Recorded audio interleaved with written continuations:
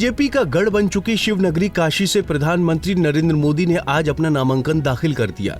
उन्होंने मंगलवार को अंतिम चरण की नामांकन प्रक्रिया के आखिरी दिन अपना पर्चा भरा है।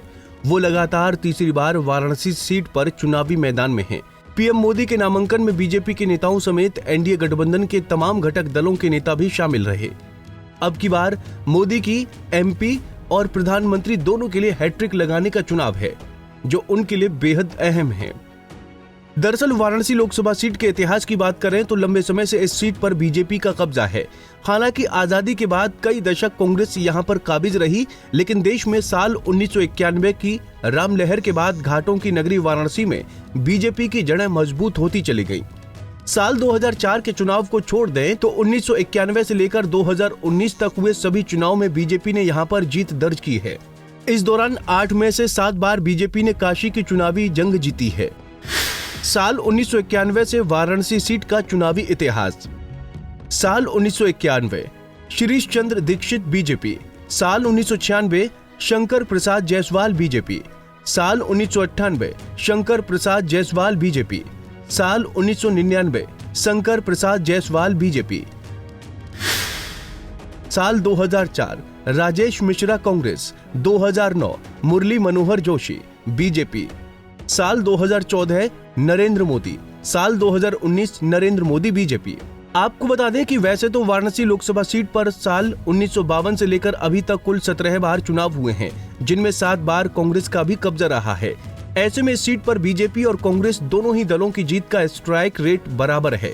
सीपीआईएम, जनता पार्टी और जनता दल को एक बार जीत मिली, लेकिन लंबे समय तक यूपी में शासन करने वाली सपा और बसपा यहां पर अपना खाता नहीं खोल पाए हैं। एक बार साल 2009 में बसपा और एक ही बार साल 2019 के पिछले चुनाव में सपा इस सीट पर रनर अप रही थी। पीएम मोदी का काशी में चुनावी रिकॉर्ड।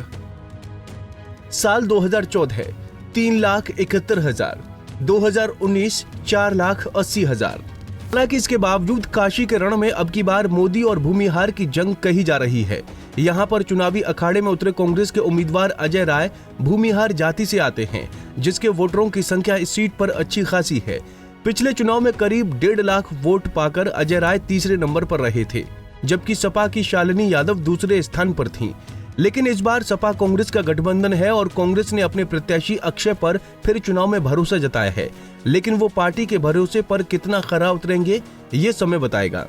दरअसल वाराणसी में चुनावी जीत पर गौर की जाए तो दुनिया भर में घाट नगरी के लिए प्रसिद्ध काशी में कांग्रेस और बीजेपी का सियासी इतिहास बराबरी का है, जो यहाँ पर दोनों दलों की सियासी ताकत को बताता है। वहीं साल 1991 से 1999 तक लगातार 4 चुनाव जीतने वाली बीजेपी को साल 2004 में भी कांग्रेस झटका दे चुकी है, लेकिन उसके बाद फिर से लगातार 3 चुनाव काशी में बीजेपी ने फतह किए हैं। इतना ही नहीं, फिलहाल चुनाव में बीजेपी का जो सियासी चेहरा वाराणसी की रणभूमि में उतरा है वो देश के प्रधानमंत्री नरेंद्र मोदी का है, जिसके कद और पद प्रतिष्ठा के सामने कांग्रेस प्रत्याशी अजय राय कहीं ठहरते ही नहीं है। लेकिन स्थानीय और बाहरी के साथ ही कांग्रेस प्रत्याशी अजय राय द्वारा काशी में मां गंगा के लायक और नालायक बेटे की चुनावी लड़ाई कही जा रही है। ऐसे में देखना ये दिलचस्प होगा कि काशी से मोदी की आसानी से हैट्रिक लगती है या फिर कांग्रेस इस बार कोई बड़ा उलटफेर करती है। कांग्रेस के नारे काशी के चुनाव में मोदी के मुकाबले कितना कारगर होंगे, इस पर सभी की निगाहें लगी हैं। Bureau report, Punjab Kesari TV.